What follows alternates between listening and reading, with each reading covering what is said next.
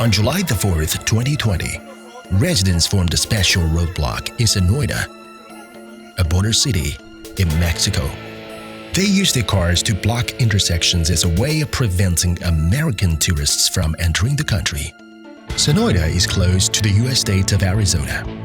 At that time, the COVID-19 infection rate in Arizona was rising sharply. The mayor of Sonoita issued a statement asking American tourists not to visit Mexico unless with important business. However, the statement didn't stop the influx of American tourists.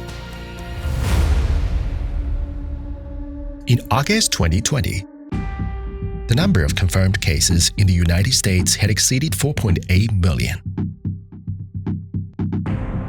The U.S. government lifted a Level 4 travel advisory that has since March instructed citizens to avoid all international travel amid COVID-19 pandemic, which gave rise to a growing number of Americans traveling abroad.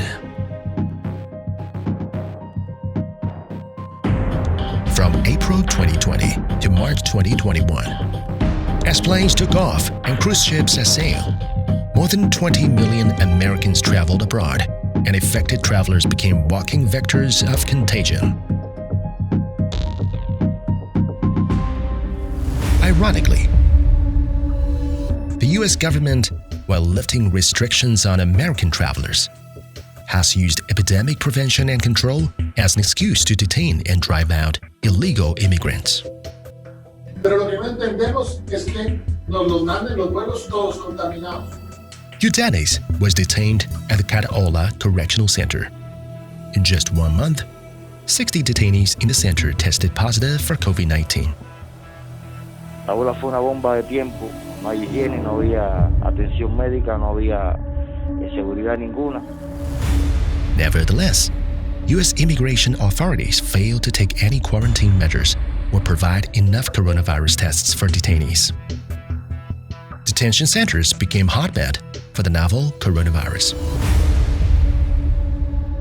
The U.S. has adhered to the principle of America first at the expense of the lives and health of people in other countries.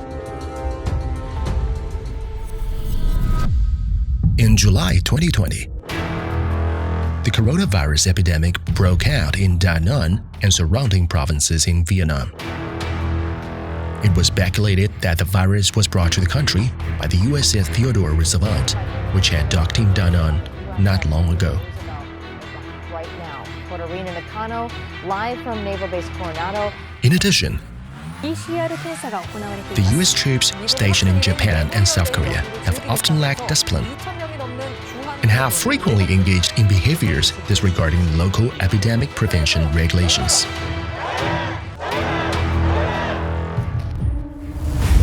Even some U.S. politicians were spreading the virus.